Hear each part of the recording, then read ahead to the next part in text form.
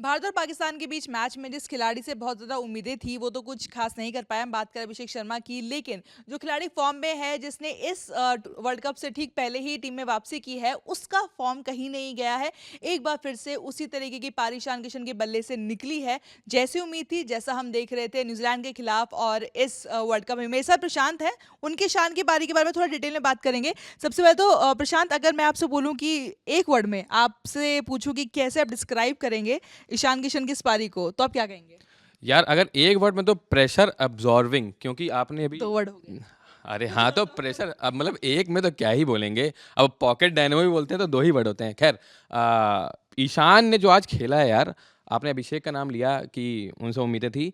उम्मीदें सबसे थी, सिर्फ अभिषेक से तो नहीं हो सकती। आपको 11 लोग खेलते हैं टीम में, लेकिन ईशान किशन ने जो खेला है यार, आप देखिए, पहले ओवर की आखिरी बॉल पे अभिषेक आउट हो जाते हैं। हाँ, शॉट मारने के चक्कर में उनके ऊपर प्रेशर था, पहली 3 गेंद डॉट हो गई थी।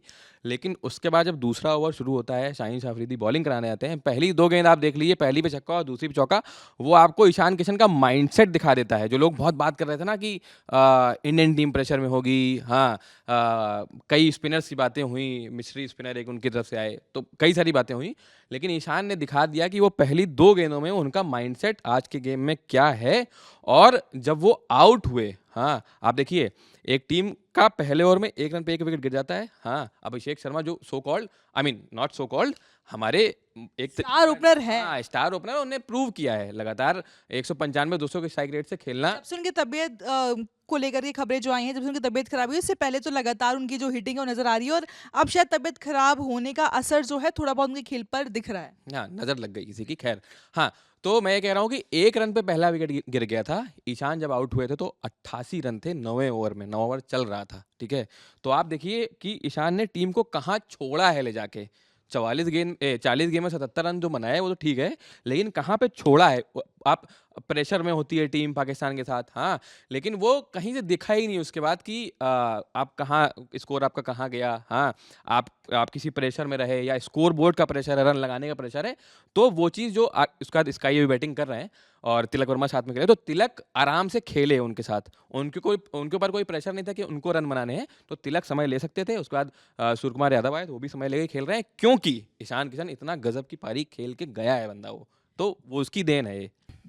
जैसा कि आपने बोला कि ईशान किशन इस टाइम पर बल्लेबाजी कर रहे थे, और अभिषेक शर्मा के आउट होने के बाद कहना है कि उनका माइंडसेट ये भी होगा कि क्योंकि एक स्टार बैटर चला गया है और पाकिस्तानी गेंदबाज ये कोशिश कर रहे हैं कि भारत के ऊपर बहुत ज़्यादा प्रेशर बनाया जाए, दबाव बनाया जाए, तो उनकी हिटिंग शायद सेंचुरी को देख करके नहीं थी, ये देख करके थी कि अब वापस प्रेशर पाकिस्तान के बॉलर्स पे कैसा जाए। वो तभी होगा जब T20 वर्ल्ड कप में बड़े शॉट्स लगे, बड़े शॉट से ही जो सामने वाला बॉलर होता है वो प्रेशर में आता है। तो शायद से उनकी सेंचुरी नहीं हो पाई, फैंस को जो थोड़ा बहुत बुरा लग रहा होगा, लेकिन ईशान का माइंडसेट शायद सेंचुरी नहीं बल्कि वो प्रेशर था।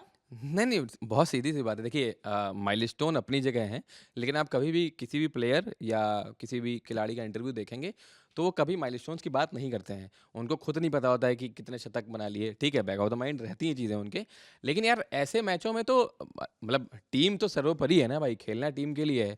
और वही मैं कह रहा हूँ, तो आप देखिए ना, अगर इतना ही माइलस्टोन बनाना होता, इतना ही विकेट बचाना होता, तो अभिषेक के आउट होने के बाद ईशान ने वो अगले ओवर की दूसरे ओवर की पहली 2 बॉल में वो शॉट नहीं खेले होते। वो बहुत क्लीन शॉट थे, जो छक्का और चौका मारा।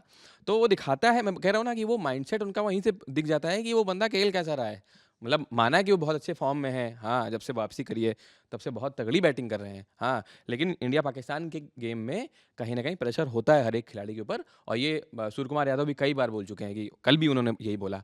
तो प्रेशर होता है नो डाउट, लेकिन वो प्रेशर से ऊपर उठना ही वही बड़ा प्लेयर है। बहुत सीधी सी बात ये मुझे लगता है पहली बार नहीं जब ईशान किशन ने इस तरीके की पारी पाकिस्तान के खिलाफ खेली, क्योंकि मुझे लगता है पहले भी T20 वर्ल्ड कप था, एशिया कप था, मुझे एग्जैक्टली याद नहीं है, लेकिन उनके जब सारे आपके स्टार बैटर्स फ्लॉप हो रहे थे, वहां पर ईशान किशन ने एक बहुत अच्छी पारी खेल करके टीम को एक अच्छे स्कोर तक पहुंचाया था। हालांकि उसके बाद वो ड्रॉप हो गए थे, लेकिन ईशान किशन की इस पारी से आपको लगता है कि जो टोटल स्कोर इंडिया का पहुंचने वाला है, जो भी होगा, एक अच्छे स्टार्ट की बहुत ज़्यादा इंपॉर्टेंस होती है T20 में, और वो अच्छा स्टार्ट अगर हमने देखा कि जब संजू नहीं दे पा रहे थे तो अभिषेक दे रहे थे, और अब अभिषेक नहीं दे पा रहे हैं तो ईशान किशन दे रहे हैं, तो वो अच्छे स्टार्ट की वैल्यू बहुत ज़्यादा है। वैल्यू बहुत ज़्यादा है, और ऐसे मैचेस में बहुत ज़्यादा वैल्यू आप देखिए, है ना?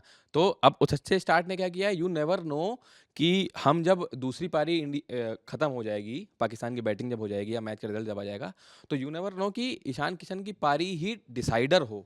समझ रहे हो ना आप? क्योंकि पिच आसान नहीं है, बिल्कुल भी आसान नहीं है। बॉल बहुत स्पिन हो रही है। जिस बॉल पे ईशान किशन एक सेट बैटर जो 77 रन बना के खेल रहा है, वो जिस बॉल पे आउट हुए हैं, अगर वो सबने देखी होगी, वो बहुत अनप्लेएबल डिलीवरी थी, बहुत ज़्यादा स्पिन हुई। हाँ, माना कि वो बैकफुट पे खेलने को चले गए, लेकिन वो सेट था बंदा। उतनी स्पिन नहीं होती तो कहीं न कहीं वो इधर-उधर खेल देता।